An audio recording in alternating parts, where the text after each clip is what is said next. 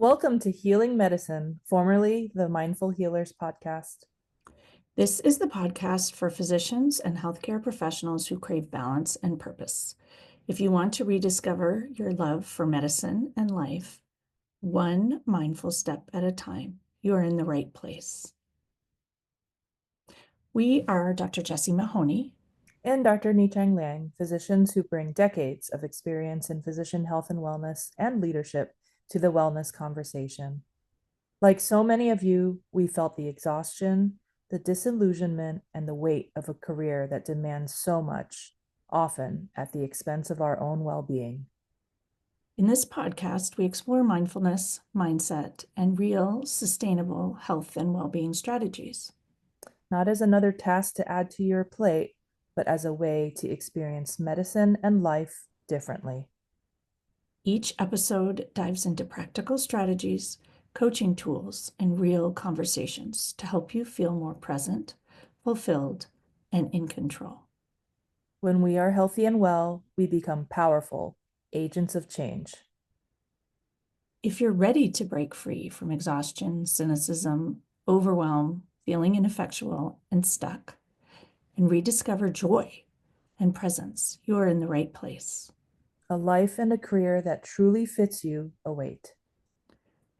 Reminder that nothing in this podcast is medical advice.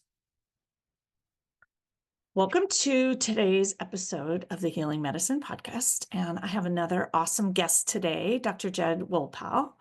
And we met actually at the Holiday Seminars Anesthesia Conference in Aspen, and we were both speaking, and we sat next to each other at this dinner table, and it turns out we had a lot of mutual connections. And he is not a pediatrician, but he's married to a pediatrician, and he practiced at UCSF, and we knew many of the same haunts, and we had quite a few overlapping interests. And so I thought it'd be fun to have him join me today. And we're going to talk a bit about residency training and medical training and wellness and what it can look like within a training program and actual real wellness and what that might look like, as well as how to be well as a program director and working in academic medicine, which I know that many of our listeners struggle with. So thank you so much for joining me. Do you want to just share a little bit more about your background? And Sure, Jesse. Well, thank you for having me on the show. It was a pleasure to meet you in Aspen and really fun to be here today.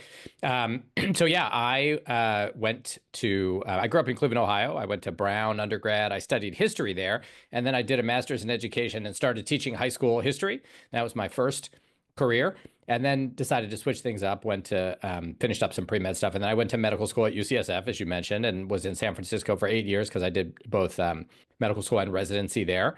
Met my wife there. We had our first two of what are now three daughters there. And when I was applying for fellowship, I did residency in anesthesiology.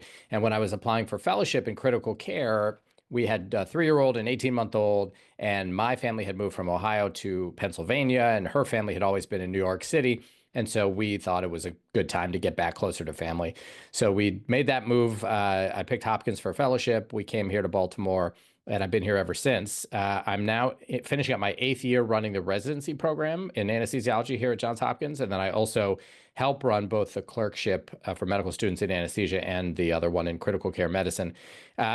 As I said, I've got 3 daughters. They're fabulous and the best part of my life. And my wife is a pediatrician, as you mentioned, and also I would say tied for the best part of my life. I hope so. Yeah. The 4 ladies in my life that make my life wonderful. And I still run the residency and the clerkships, love doing that. I practice both critical care and general anesthesia. So about half my clinical time is in the adult general surgical ICUs, and the other half is in the operating room doing kind of all comers for surgery. And I love what I do. And tell us actually at the outset, you also have a podcast, which is how you ended up on this podcast, because we were talking about podcasts. And I have a strong sense that it is also a significant part of your wellness. While you have your 3 daughters and your wife and all of these roles, and you're adding in a podcast as something that you do really mostly for fun, but as a contribution to people in anesthesia. Do you want to share a little bit about that? Yeah, so I do have a podcast. It's called ACRAC, ACCRAC stands for Anesthesia and Critical Care Reviews and Commentary. I started it 9 years ago, which is hard to believe, and just published our 308th, I think, or 309th episode. So publish about an episode every 2 weeks. And it has been great. You are correct that even though, and people ask me, they'll say, oh, I don't understand, how don't you get stressed out and burned out when you're doing that on top of everything else? But I actually think you're correct, Jesse, that rather than be an added source of stress, I think it is actually a source of resilience because I really enjoy it. I learn a ton from it. I make fun, great connections, and I can help other people. And, I do think that we lose track of that sometimes these days in the sense of how, this may or may not be the right word, but I was going to say protective. It is when you feel fulfilled by what you're doing and you feel you're helping other people, even if in doing that you are, adding time to your plate. And so the connections that I've made across the world, getting emails from people in countries all over the world saying, thank you, you helped me prepare for my board exam in Iraq or my board exam in India, is really incredibly rewarding. And so I love doing it. I get to meet people who I interview. I learn from them about their expertise. And it's been a blast. So yes, it is another source of time I have to put in, but one that I think actually provides wellness, doesn't take it away. Yeah, it reminds me, I often talk about energy balance and as opposed to time management, energy management. And so while something can take time, if it gives you energy, it's actually that source of resilience or positivity. And I think that's probably a bit of what happens in residency, because while residency is hard, I look back at my residency training with a surprising amount of fondness and for the connections that I made and the joy in the learning. And you should know, I went to residency with a 2-year-old and had a baby in residency, so it was no picnic. But recognizing that the things that do energize us are a lot of what helps sustain us and fulfill us. And we can get so caught up in those stories of time and how busy we are and all of the, and I'll put in quotes, drama around academic medicine. And yet the people that I meet, people like you who are still really positive about it and still really excited about teaching and engaging and meeting people and doing this work, that seems to be the protective factor, is the energy. Totally agree. And I agree with you about residency as well. I think that it's an opportunity, and it does matter how the residency is structured, Yes. but it is an opportunity to do something difficult, and it is difficult. And I emphasize this on every single interview day for our residency program. I say to people, residency is hard. Residency here is hard. If you are looking for an easy residency, I don't know if it exists, but it's definitely not here. Don't do it. Don't do it. Right. I don't want to mispresent anything. But what matters is actually not, is it a little harder or a little easier, but are you well supported while you go through it? And will you have an opportunity to do this hard thing with incredibly supportive and like-minded individuals who you will feel like, I really thrived doing this with you. And I think of it a lot like running a marathon. If you just go out and you run alone 26 miles, some people may love that. You may feel really good, but others might feel really exhausted by that. But if you do instead run a marathon with your best friends and you train together and you do it together and you have people cheering you along the way and, you're going to feel, even though you'll be just as sore, right? Either of those two things, your body's going to be sore. You're not going to be able to go down steps for a week, but you will feel this sense of accomplishment. You'll remember those times where you kind of started slowing up, at mile 18, and your buddy who was running next to you was like, come on, we're going to do this together. I'm not letting you. You're like, go ahead. And he's like, no, I'm not going to go ahead. I'm staying right here and I'm going with you. And you'll remember back on those times and think, wow, that was really a formative experience. It was fabulous. And I think those of us who did feel like we got a lot out of residency, it was going through the difficulty, learning a lot alongside people we admire and respect and had a lot of connection with and built friendships, and that we also had mentors, faculty who were supportive and understood what we were going through and helped us along the way. They didn't make it easier, like they didn't cover half our call, but they made it a supportive environment, and that I think is what's really important. And I think that's maybe where the conversations have been adding to the problem these days, because the conversation is often the sort of negative narrative about how it's unreasonable and unrealistic. And we're always focusing on the negative parts of it rather than the positive parts of it. And again, it's not easy, and it would be amazing if we could come up with a better system. And I would actually love to know if you have ideas of what a better system would be. But I do think that sort of recognizing that it's a time limited thing and that we do get value out of it. It's not all or none. Yeah, absolutely. And, I think the expectations are so key, right? We hear a lot, some version of the equation, happiness equals reality minus expectations, right? So I always think of, if you go into a movie and you've heard it's the best movie in the world, you go to the theater to see it, everyone's talking about how it's so great, right? I mean, it's kind of like at best you're going to think it's good, but you're probably not going to be blown away. But if everyone was saying that it really wasn't that good, it was kind of disappointing and you weren't even going to go, but your friend drags you along and you reluctantly go expecting it to be terrible, it doesn't have to be that good for you to think it was fabulous. Yeah. And, that is, I think, a really good example of if you go into residency or anything in life that's going to be hard, but residency is a great example. And your expectation is, I don't think it's going to be that bad. I'm going to still be able to do all the things that I want to do at any time I want to do them, spend as much time with friends as I did as a fourth year med student, kind of just hang out, stay up late, sleep in, right? If that's your expectation, you're going to be sorely disappointed and you're going to be upset and you're going to feel like something wasn't right. And you're going to be, that your risk for burnout is much higher. But if you go in thinking this is going to be really hard, like you would go into a marathon, nobody else doing, well, not nobody, but most of us don't go into a marathon thinking it's going to be a breeze. We think, oh my gosh, I'm a little scared here. It's going to be really hard. I'm not sure I'm going to make it, without having to stop and walk. But I want to do it. I'm going to do it. And I think I'm going to be grow from it, be better at the end for having done it. And you go in and, when it gets hard, you think, okay, this is the hard part. I knew it was going to be hard and I'm going to do it. So I think that expectations are so important. And if you can have those expectations that are reasonable, that's why I try to set them during interview days. That makes a big difference. And you have to find a reasonable balance. You can't think that the answer is, well, the less time I spend at work, the happier I will be, because that's a false, I don't know where that comes from, but the idea that if only we can cut down the hours, we will fix the problem is for most people, I think, not true, because you're still going to spend a pretty significant number of hours at work.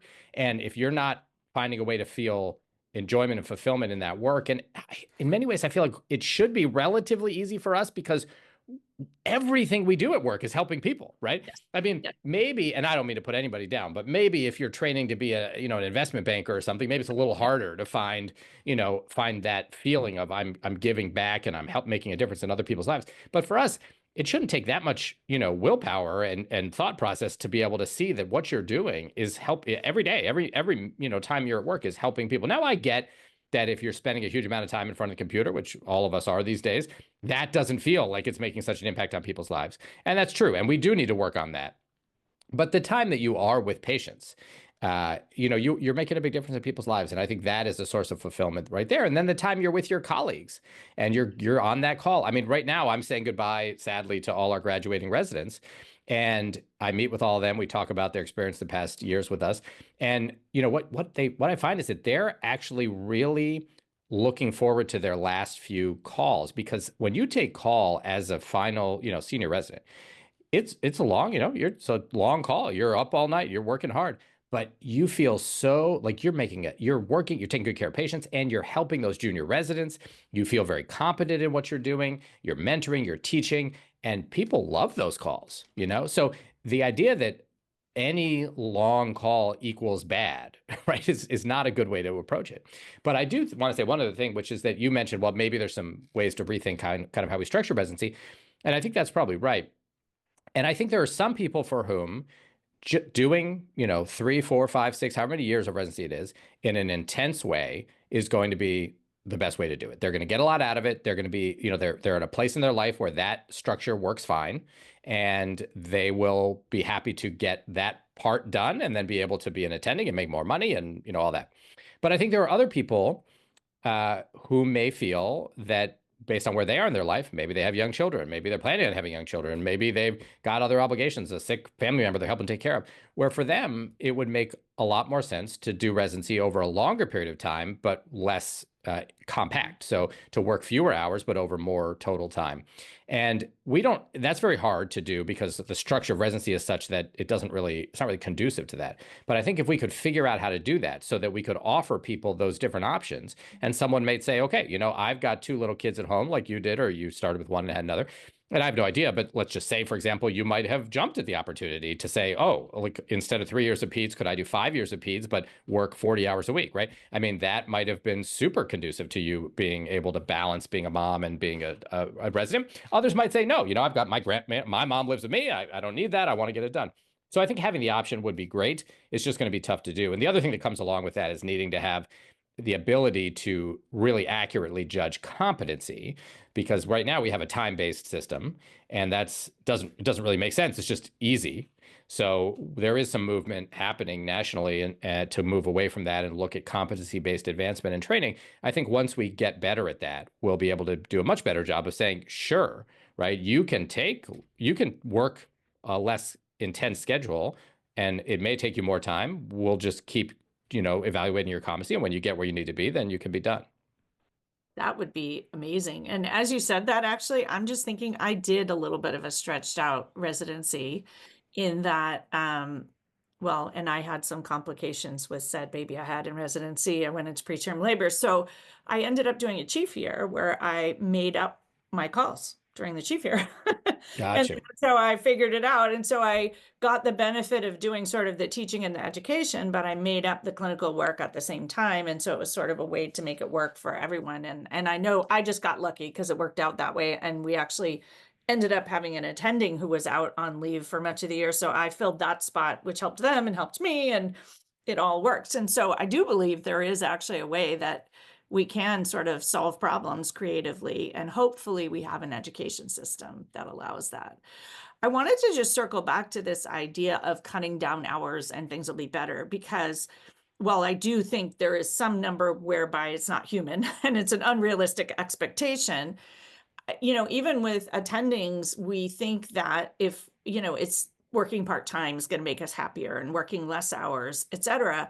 And I think it has more to do with whether what we're doing is fulfilling and whether the asks during that time are reasonable, because nobody wants to work more hours where it's not a reasonable job and not reasonable expectations that you can't accomplish it. That doesn't make anybody feel better. So then it feels like the only thing to do is to cut down time.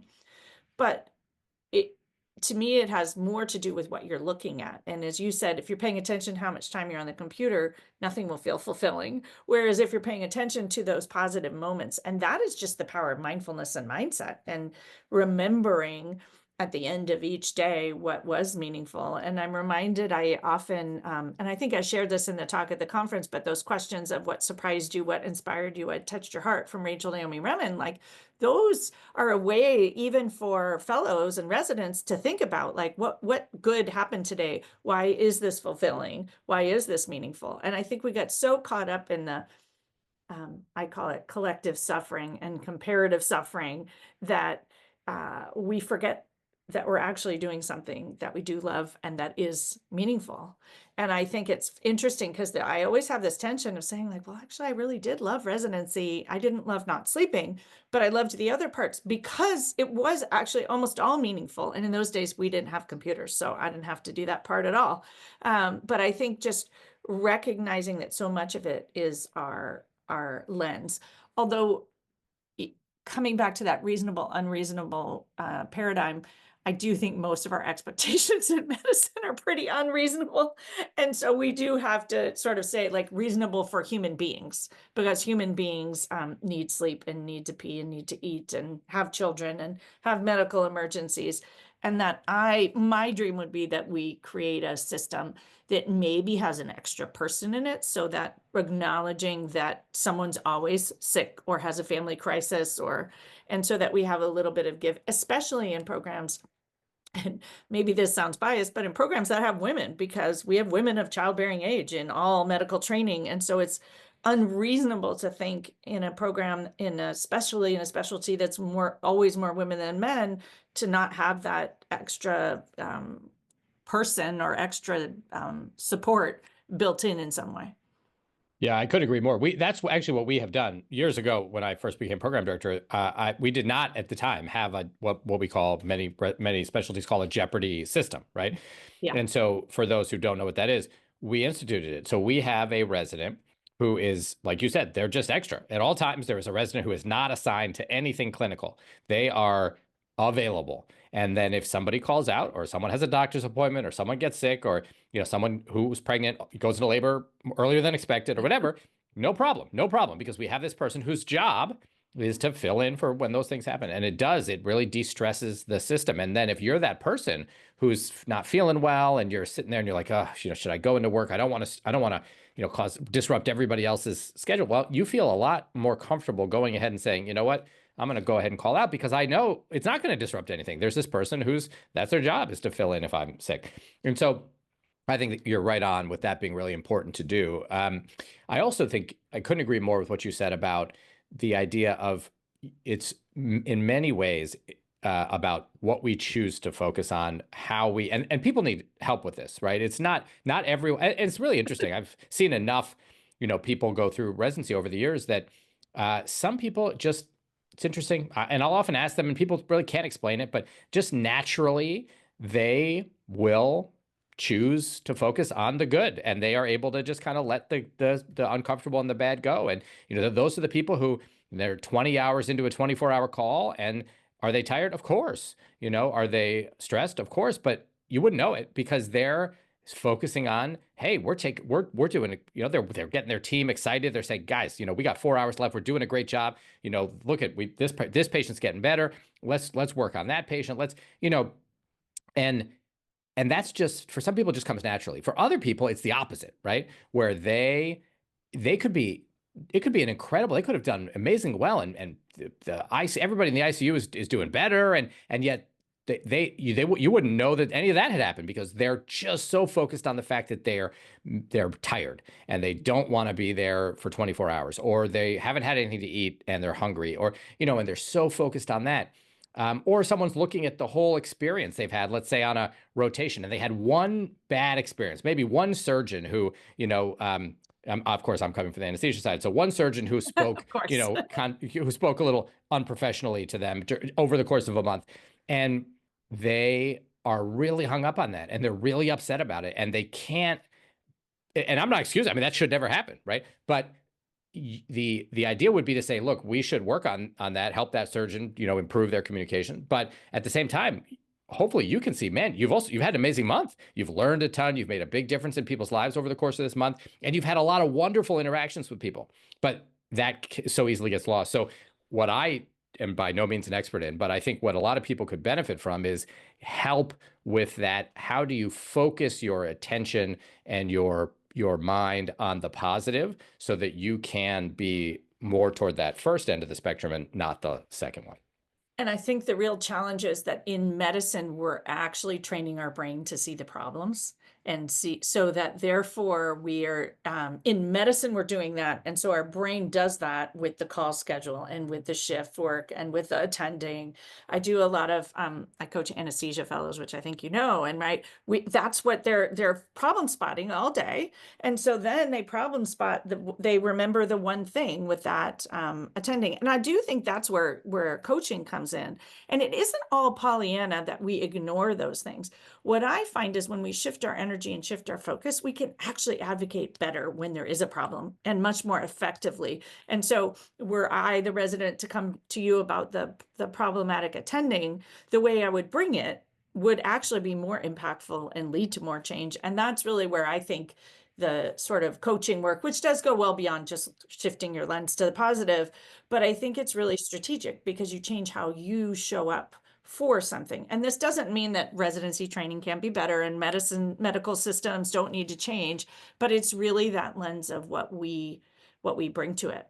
I'm curious. And Jessie, I just want to say, because this is so important, what you just said, that, I think there was a time when we, as a system, we're saying, it's up to you, the individual. You got to get well. Come on, let's do it. Right. Yeah. And that was wrong. And so then there was this swing all the way to saying, well, it's not the individual's job at all, right? It's only about the institution and they need to fix it. And neither of those is right. It's both, right? Absolutely, our institutions and our departments and our hospitals need to do a better job of creating supportive systems that help people be well. But also, individuals have work to do too. It's both, and we don't want to take all responsibility off the individual and say, look, you have nothing you need to work on. Of course you do. It's both. And working on that mindfulness, whether it's seeing a coach, which I think can be super helpful, or a therapist, or, doing your own work on it, but that's going to help you a ton. And we don't want to be saying, nope, nope, nope, because that's blaming the victim. No, I mean, we're all part of the system and we all need to work. Yeah. And I often say, like, trying to step out of, we might be victims and we want to step out of the victimhood because it doesn't serve us. And I personally believe that in medicine, but physicians are going to be the ones who are going to fix a lot of these problems because we really care and because we're really smart. And so if we can be healthier, that's really where hopefully our systems will come. Not because it's our job, but because we potentially want to, and not everyone wants to.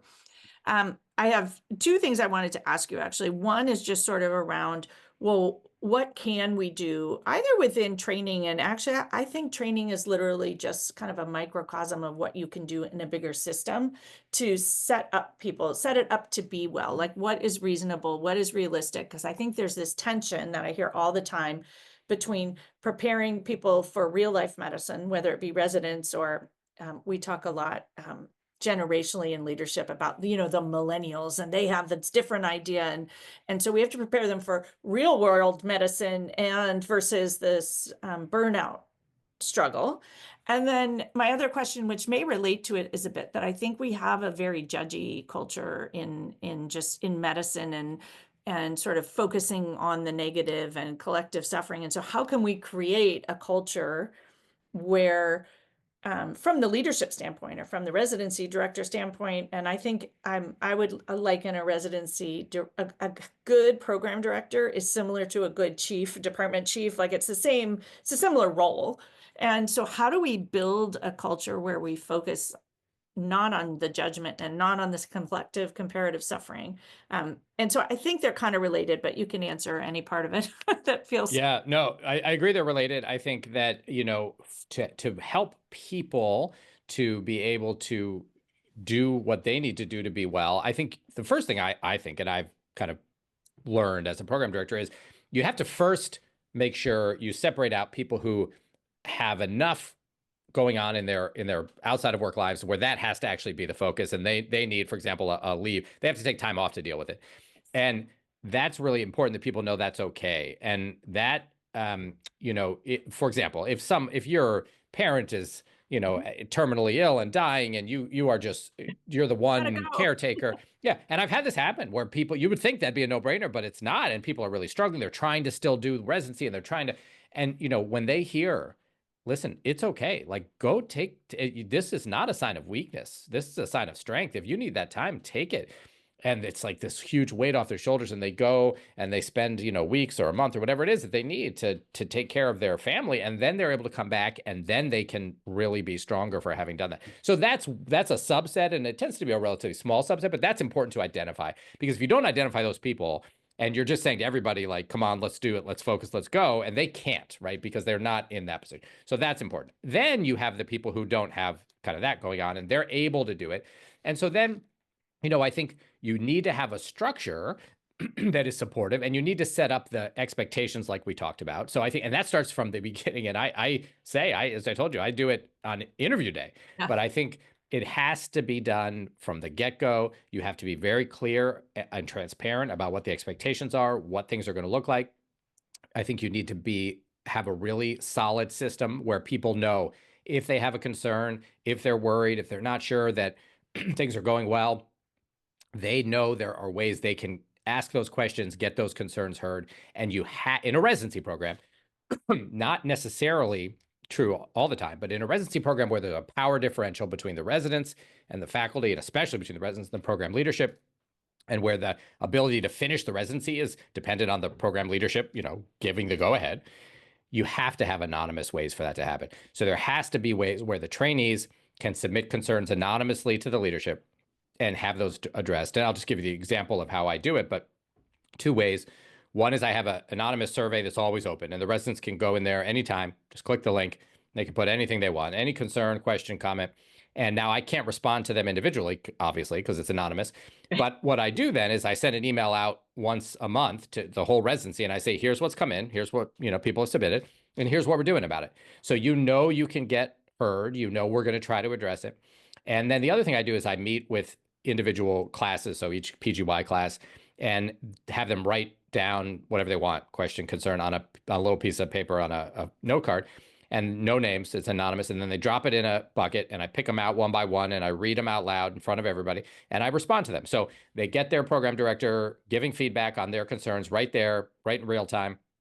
And both of these ways, I think, are really powerful. That latter one has been published, not by me, but Susie Karen is the first author on the paper on that. It's called Confessions, is what she called it. And it's really, really great. So both of those are important. And I think if you have that, then people are able to say, okay, I'm feeling a little frustrated, but they, rather than let that build and build and build until they're either so upset that they don't care about the hierarchy anymore, and then they maybe kind of unprofessionally may kind of explode, or they keep it inside because they don't feel there's a way out, and then they just end up being resentful and their performance suffers. They have a way to get that out. So I think that's really important. And then individual attention, I think, is so important. So it's most of the time, it's not a mystery when someone is struggling. And so if a resident is struggling, whether that's with their work or professionally or whatever, making sure to intervene early in a supportive way. And so being able to, and this, by the way, should be reflective of what's happening in real life, post-residency too. Actually, all of these are great ideas just for a healthy department and to have a healthier culture in medicine. Absolutely. Being like, wouldn't it be great if you had a little box and the chief would pull it out, or the chair, and would just talk about it in the moment? And Totally. maybe they know the answer and maybe they don't, but I think we don't set ourselves up for that vulnerable of a conversation. And how powerful would that be? Absolutely. And I'll tell you, I recommend this to program directors all over the country. And the top thing I get from people is like, oh my goodness, if I did that, I just think it would be this onslaught, right? It would be all of these terrible things, and I wouldn't know how to respond. And I tell them, well, first of all, I think probably not, right? Probably what's in your mind is probably worse than what the reality will be. But even if it is a bunch of really difficult, things, or people are upset, wouldn't you rather know it and be able to address it than have it there? It's there anyway. It's not like you're creating it by doing this, right? And then not be addressing it, having it building up. And then, I think what happens is over time, because you're addressing things as they come up, you don't have this buildup of all this resentment and anger. So I do think that's really, really important. And when you're addressing things with individuals, it's got to be supportive, and you want to sit down and say, look, I've noticed that whatever it is, you are coming a little bit late to your calls. It's not a half an hour late, right? Maybe it's 5 minutes, but your colleagues are noticing, and that's affecting the reputation you have amongst your colleagues, right? Because even if it's just a few minutes, that matters to them.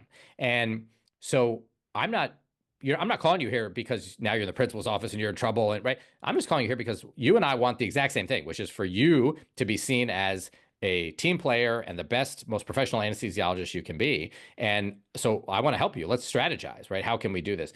So I think if you identify those things early, and a lot of that comes from, somebody's like, well, I'm exhausted. Again, it's like what we talked about, focusing on the negative. I'm tired. Residency's hard. It's like I've got stuff going on at home. I just, the idea of leaving 10 minutes earlier is just, I kind of feel like, the world owes me that I shouldn't have to do that because I'm working so hard. But you're not realizing that somebody else on the other end is having to stay 10 minutes later because, and they're, by the way, also doing the exact same thing you're doing. And so just refocusing on that and thinking about how much of a difference it makes for that person rather than your own feeling of resentment, right? Kind of getting that focus. So I think that can make a big difference. And then, so that's the kind of, helping people to prepare, because all those things are going to help them prepare for the next step, right? Because again, most of the time when you go out into practice, it's not like all of a sudden everything is easy. It's still hard, and you have some more choices. I mean, you can choose to work part-time. You can choose to make less money and work less in a lot of fields. But if you want to be able to maximize your income, which a lot of people do out of residency, then you're going to be working really hard, maybe equally hard to how you're working in residency. So you need to have those same, you need to know how to deal with those same challenges, and doing it as a resident with some guidance will help you, I think, when you get out there. And then your second question was kind of about the overall culture in medicine and how we can think about that. And I think that, again, similarly, right? Like we want to think about this as how do we as a community in medicine try to both support each other, which is really important, and how do we work on improving systems so that we can all be able to feel like we're doing the stuff we want to do, that we're good at, that makes a difference for people. And there is, I think, some promise. I do think we're starting to see, for example, my wife is a pediatrician like you, and she sees outpatients, and her group now has this AI program. Yeah. And so that it isn't it doesn't do everything, but it has really cut down on the amount of time she spends on notes, because the basic note is drafted by the AI, and then she can do editing and stuff. And that has made a huge difference in her wellness. She can spend more time with the patients and less on charting. And that, so those kind of things are coming. I think that will help a lot. And investing in that, hospitals, health systems, groups, that will pay off. And then the key, though, is not then saying, oh, great, we saved some time, now we can see more patients, right? It's saying we can spend more time with patients. So we do have to have that. And that is why I agree with you. We have to have doctors in these positions of leadership who hopefully remember what it was like to be a frontline doctor, so that we can say, the idea here is not just maximizing revenue. It's really to give time for that doctor-patient relationship, which is going to be fulfilling on both sides. And that makes a big difference. And then the last thing I'll say is that, I think for individuals, you have to find what, I guess it depends a little on whether you're in academics or private practice. But if you're in academics, presumably your career is not only patient care. So you have some other stuff. And you really want to find that you can't see that other stuff as a burden. You have to see it as an opportunity, like we talked about at the beginning, an opportunity for fulfillment, an opportunity for enrichment. And so finding what that is. For some people, that's research. They love it. They love being in the lab, or they love coming up with clinical research questions and collecting data and doing that. For others, it may be teaching, and then thinking about how do we improve our teaching, and can I, maybe write a textbook chapter, or start a podcast, or start a blog, or, these days there's options that never existed before. So whatever it is, mentoring, sponsoring, teaching, coach, become a coach, right? I mean, there's lots of ways, but find that thing and then see it as an opportunity to enrich your career, not as an additional burden. And that's what I think we sometimes have trainees who think, okay, I want to do academics, and then they do it because they like teaching, but then they feel like someone is telling them, well, now you have to come up with a research project, and now you have to spend hours combing through a database, and then that's this added burden. So you don't want that to be the case. If academics is only adding burdens to you, that's not the right place for you. You want to see it as a place that gives you the opportunity to do other enriching things. Yeah, and I'm curious because you are, at least from what I know of you, you are living this wellness and modeling it, even as someone who has a myriad of roles. And so how do you, as someone who works in academics and has all of these roles, how do you stay well? What do you think is the secret for you, and what can others learn from it? Well, I do think that's right. I do feel well, and I really enjoy what I do. And by the way, just to be clear, that does not mean that I don't have days I feel very stressed out, or days I'm exhausted and whatever. But on the whole, part of this has been learning over time, like we talked about, to focus on the stuff that and I don't mean focus like only do, because everyone has to do a part of everyone's life is going to be stuff they don't love. Yes. So, but it's where you let your mind focus, right? In other words, I spend a lot of time really thinking about how much I enjoy the things I enjoy, and I don't sit there thinking about how much the stuff that sucks. And just as an example, when we first moved to San Francisco, from San Francisco to Baltimore, my wife did not love Baltimore. She now loves it and has for many years. But when we first moved, she did not. And it was interesting because, for example, it would rain. Okay. So it's raining in Baltimore. And she would say, oh, I hate Baltimore. It's always raining. And I would say, well, wait a minute. It actually rains less in Baltimore than it did in San Francisco, but it didn't matter, because it was that she was just kind of unhappy at the time, and she was focused on anything that would add evidence to the Baltimore sucks category.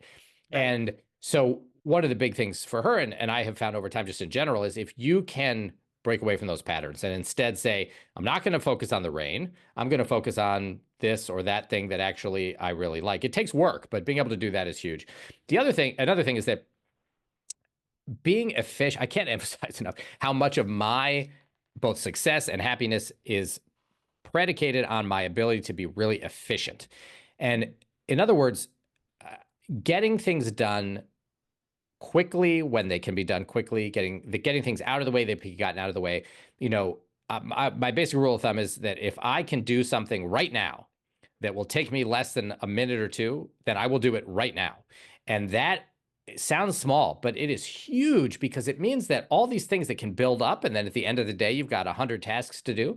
You don't. You just have a few, and you're able to get a lot more done. And that just little kind of efficiency hacks like that, I think, are really important. So never putting anything off unless you have to, getting things done in the moment, less things on your to-do list, less things to stress out about remembering. So I think that's huge. I want to also say that none of my success or happiness would be possible without an incredible group of people around me. So number one, for sure, my wife and my children.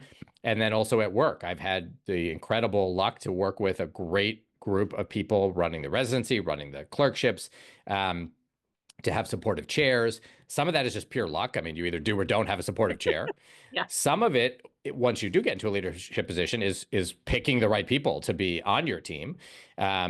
And then a lot of it is building it. Not, you have to put time into that, but investment in that early, investment in your team, making sure people feel valued, making sure they're on a path to their own success that they feel good about is going to pay dividends down the road when you then have this really high functioning, successful team. Not trying to take it all on yourself. So, if I tried to do every aspect of running a 100-person residency program, plus 2 clerkships, plus the podcast, plus my clinical work, plus raising 3 daughters, right? Yeah. That would be impossible. So being able in every aspect. So in my marriage, trusting my wife, which I do 100%, knowing that she will take care of the things that she's going to take care of and do an amazing job in it, knowing that my APDs and my office staff are doing a great job and they're able to handle the stuff that they're in charge of, knowing that in every way, right, that the people who do the social media for the podcast are doing a good job of that, so that I'm not trying to do it all myself and not having to constantly be wondering, is that getting done well? So finding good people, working with good people, supporting those people, making them feel valued, and helping them be successful is really key. What I will say, one trick about that is that sometimes when you help your people be successful, they will then move on because they'll get a better, yes. They'll move on to some more leadership level themselves. They always do. And that's okay. That's okay. In fact, it's important to prepare for that, because if you don't know that's going to happen, or if you aren't supportive of that happening, you actually will not be able to support your people well. So for sure, you can't do any of this stuff alone. You have to have a good team. And sometimes you're going to give more to the team, and sometimes you're going to take more from the team, right? That happens in marriage. That's, I think, absolutely essential to a successful marriage. But good communication, who needs what when, is really, really key. And then I think, again, none of this happened all at once. It's not like I finished residency and said, okay, I am going to run a residency program, run 2 clerkships, start a podcast, et cetera, et cetera. So, it's easy to look at someone like me or like you, who's well into our career and say, you're doing so much, how do you do it? And not realize that we were once a new graduate doing none of it. And then we took one thing, right? So the first thing after I finished fellowship, I was asked to take on the anesthesia clerkship with someone else. The 2 of us took it on together, and that was one thing. And then there was, a little while later, something else and something else. So you build them up, and when you get good at something, it's less time intensive. Like I'm sure it's true for you. I know for me, the first couple podcast episodes I recorded were unbelievably time intensive. I didn't know what I was doing. I mean, just figuring out how to edit them took me hours and hours and hours. So, but then of course now it's very smooth and I'm much better at it. So that's true too. So I think if you're a young person listening to this and thinking, oh, I'll never be able to do that, right? You and I, Jessie, thought that too when we were fresh out of training. Yeah. So you just have to pick something, take one thing on, give it your good effort, learn to do it, find out if you enjoy it. If you do enjoy it, keep going, and you'll get to a point where you're ready to take something else on. And then before you know it, people are going to be looking at you thinking, how do you do all those things? So, it will happen. And if you don't enjoy it, stop doing it. Absolutely. That's Yeah. right. Because I think we don't, right? Because that's failure, or we made a mistake, or we said we'd do it. And I think that's one of the things I see is people are doing all kinds of things because they thought they should, or because someone asked them to, and they actually don't enjoy it. And there are enough things for us all to work on that if you don't enjoy it, you shouldn't do it. And just because you don't enjoy it, someone else might enjoy it. That's the other thing. It's like, well, I don't like this, so I don't want to burden someone else, but it's someone else's dream. Usually, Yes. even though you don't understand why, but it is because we're all different humans. Totally. This is the long novel rule, which is I tell my kids when you start a book, right, several hundred pages or more novel or whatever, any kind of book, you can't read the first 5 pages and then quit. But if you read the first 50 pages and you don't like it, then you should quit because you don't to read 300, 400, 500 pages because you felt like, well, I already put the first 50 in, so now I got to finish it. That's gonna make you miserable. But at the same time, right, if it might take that book 10, 20, 30 pages to kind of grip you.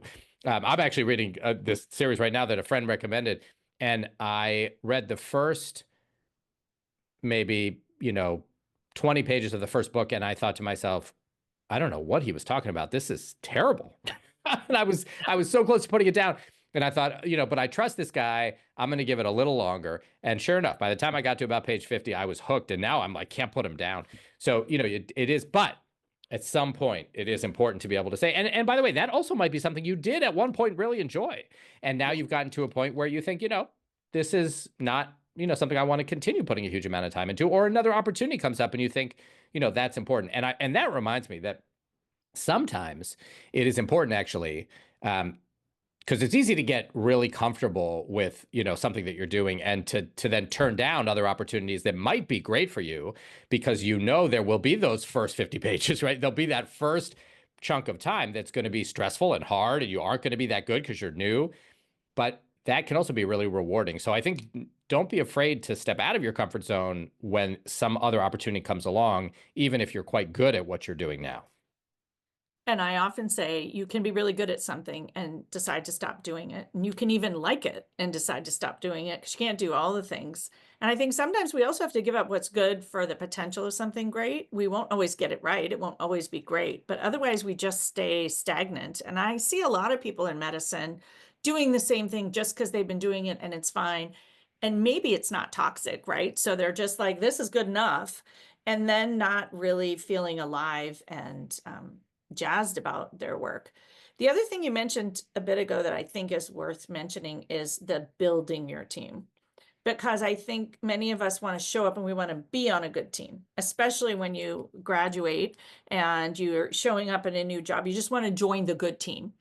But it's really, you often have to build the team and you have to continue to build it over time because some people will move on and new people will come. And so if we all took it on, even if you're not the leader, as building a team that everybody wants to be on, that would make medicine a lot more smooth. Because I think very often we spend most of our time on a team talking about why this team isn't good enough and who's not doing the right thing. And instead, what if we all sort of decided that we were going to make it a great team? I think it would be a much better team. Totally agree. And you brought up this idea of teamwork a whole bunch of times, actually, and being on the same team, like being on the same team as your residents and being on the same team as your fellow program leads and all of those things. And I think that's something we could do better in medicine about. It's so many people feel isolated and feel like we're in competition with each other for so long. And then we get to the end and then you're all in the same spot, but we still create the hierarchies and the competition and all of that. And I do think that makes what's already a hard job harder. And we could all find a lot more fulfillment if we decided we were on the same team and had each other's back and really were there, to figure out how we could make it a team that works for everyone.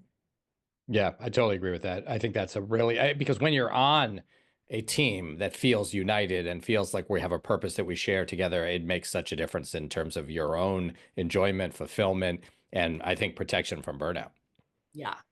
And I think, again, we sound so positive here. So I just want to put out, like, this isn't that there aren't things in medicine that need to improve and that there aren't toxic workplaces.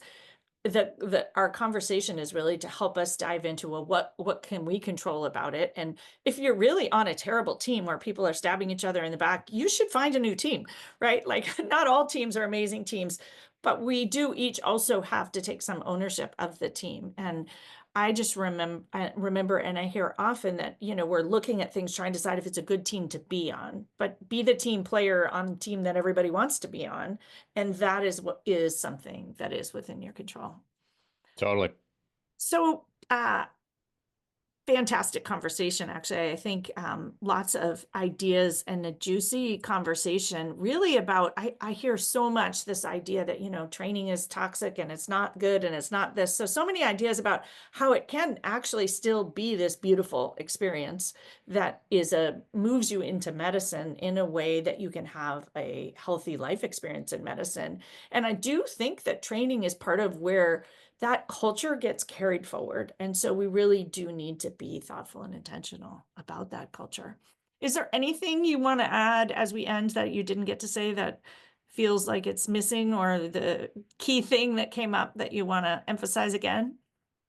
I really appreciate you having me on, Jessie. I think this was such a good conversation, and I agree with you. I think that it's important to talk about these things. It's important to examine it. It's so tempting to want to just have everything be black and white. Residency is bad. It's a source of burnout. We just need to completely blow it up. Or, the only way to be a successful doctor is to do the hardest possible residency and never complain, right? It's neither of those things. And just like we said, we can't blame the individual. We also can't only blame the system. It's much easier to not have that cognitive dissonance of having to try to find that middle ground and hold two different ideas in your head at the same time. But it's so important. I think this is true in everything in life.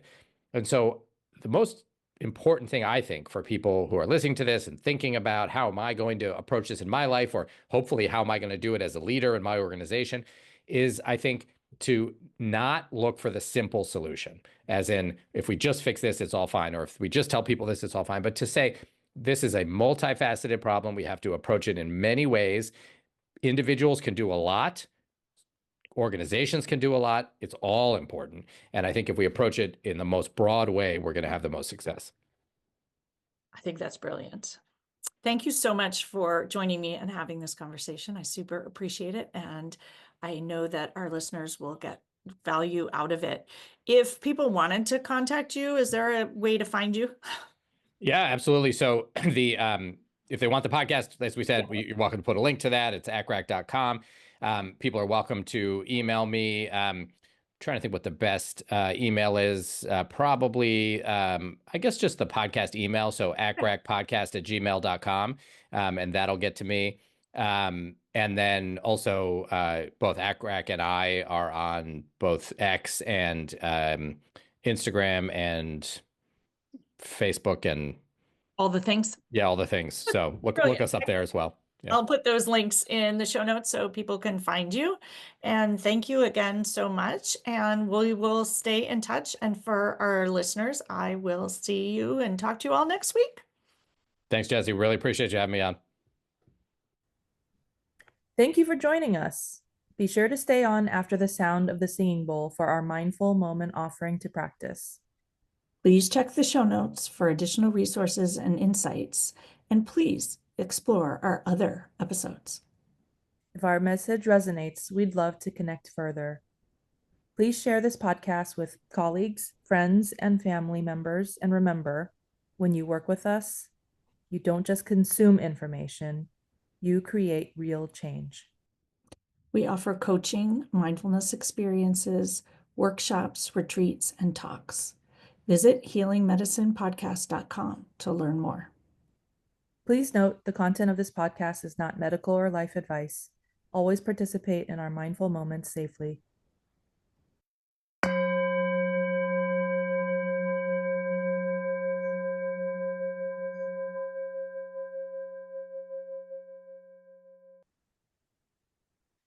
Welcome to today's mindful moment. Taking a moment to get comfortable and settle in. Notice your sit bones, find your breath. If you have a moment and it's safe, close your eyes. If not, have there be a light loose gaze. Take in a big deep breath in through your nose and out through your mouth. Bring a hand to heart.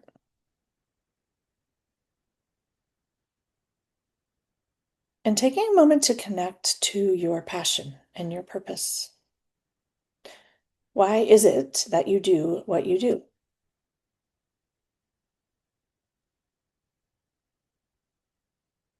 What do you love? Why did you want to go into medicine or something else? What is it that you wanted to change about the world or help people with?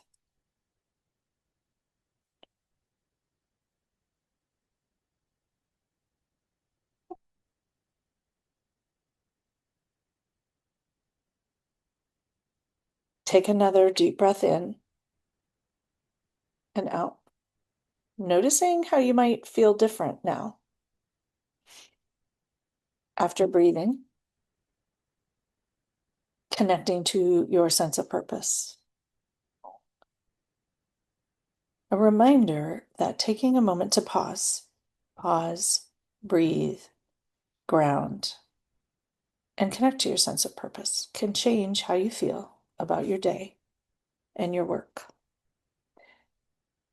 Have a beautiful week.